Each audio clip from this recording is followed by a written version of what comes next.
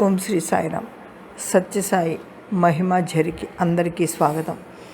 ఆంధ్రప్రదేశ్లోని ఒక గ్రామానికి చెందిన ఒక కుటుంబం ఉంటుంది. ఆ కుటుంబం పెద్ద అయిన తండ్రి పరమనాస్తికుడు. వారి అమ్మాయి ఆమె స్నేహితుల ఇంటికి స్వామివారు వచ్చినప్పుడు దర్శించుకుంటుంది. చాలా భక్తి విశ్వాసాలు కలుగుతాయి. స్వామిని గురించి ఆమె తన తమ్ముడికి చెబుతుంది. తమ్ముడు కూడా భక్తుడైపోతాడు. స్వామి ఫోటో తెచ్చుకొని ప్రతిరోజు పూజ చేసుకుంటూ ఉంటారు అప్పా తమ్ముళ్ళిద్దరూ. ఆ ఫోటో చూసి తండ్రి నాస్తికుడు కనుక బిడ్డలు అలా పూజ చేయడం అతడి కోపం తెప్పిస్తుంది.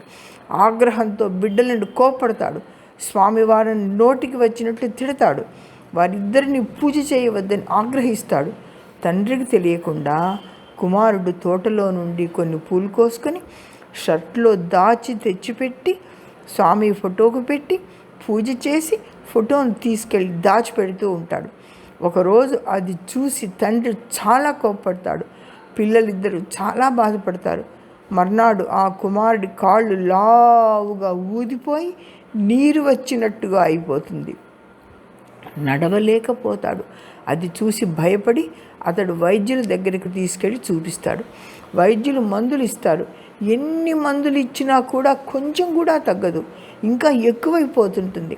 అయితే ఒక చిత్రం జరుగుతుంటుంది. ప్రతి గురువారం నాడు ఆ వాపు తగ్గిపోతుంది. అతడు లేచి తనంతట తాను స్నానం చేసి పూజ చేసి చక్కగా భోజనం చేసిన తర్వాత కాళ్ళు యథాప్రకారం వాచిపోతూ ఉంటాయి. అది గమనించి అతడి అక్క ఇది వింతగా ఉంది, ప్రతివారమంతా బాధపడుతూ ఒక్క గురువారం మాత్రమే కొంచెం సేపు కాళ్ళ వాపు తగ్గిపోవడం చాలా ఆశ్చర్యంగా ఉంది. ఇదంతా కూడా స్వామి మహత్యం అని తండ్రికి చెబుతుంది. నువ్వు స్వామిని పూజ చేయకపోతే పో, మమ్మల్ని చేయని. అందుకే తమ్ముడికి కాళ్ళు వాచి లావుగా అయిపోయాయి. నాకు చాలా బాధగా ఉంది నాన్న. గురువారం మాత్రమే కొంచెం సేపు తగ్గుతున్నది. అందుకని ఇది స్వామి మహత్యం అని తమ్ముడికి ఇష్టమైన పదార్థాలు ఎన్ని చేసి పెట్టినా తినటం లేదు. స్వామివారికి ఇష్టమైన పదార్థాలే కావాలని అడిగి చేయించుకొని తింటాడు. వాడికి ఇష్టమైనవి చేతితో ముట్టను కూడా ముట్టట్లేదు. తమ్ముడు నవ్వితే స్వామి నవ్వినట్లుగా ఉంది. ఇది స్వామి లీల అని తండ్రికి చెప్పి తండ్రిని పూజ చేసుకోవడానికి అనుమతి అడుగుతుంది.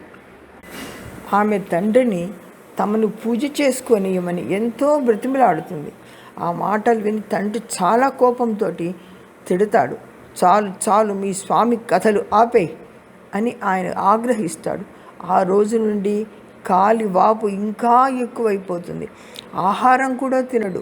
వైద్యుని పిలిపించి చూపిస్తే ఇతడు బ్రతకడం కష్టం అని చెప్పి వెళ్ళిపోతాడు. అది విని తండ్రికి చాలా బాధ కలుగుతుంది. ఏం చేయడానికి తోచక పూజ అయినా చేసి చూస్తాము అని పూజా ద్రవ్యాలు పుష్పాలు తెప్పించి కుమార్తెను పిలిచి నువ్వు స్వామికి పూజ చేసుకో అని అవన్నీ ఇస్తాడు. ఆమె ఎప్పుడైతే పూజ చేసిందో ఆనాటి నుండి ప్రతి గురువారం కొంచెం కొంచెం వాపు తగ్గుతూ వస్తుంది.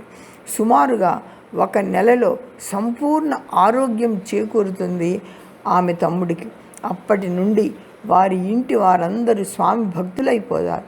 తండ్రి స్వామిని విశ్వసిస్తాడు, ఆశ్చర్యపడతాడు స్వామి లీలకు. ఇలా నాస్తికుడైనటువంటి తండ్రిని స్వామి ఆస్తికుడిగా మార్చి భక్తునిగా చేశారు. వైద్యులందరూ అది చూచి ఆశ్చర్యపోతారు. ఏ మందు పనిచేయలేదు. కేవలం పూజతోటి ఇతడి కాళ్ళు మామూలుగా అయినాయంటే ఇదంతా భగవంతుడి యొక్క మహిమే అని వారు విశ్వసిస్తారు. వారు కూడా స్వామివారి యొక్క మహత్యాన్ని విశ్వసించి స్వామిని పూజ చేసుకోవడానికి ఇష్టపడతారు. స్వామి కరుణా సముద్రుడు. వారిని శరణు వేడిన వారిని తప్పక కాపాడుతాడు. జై సాయిరామ్.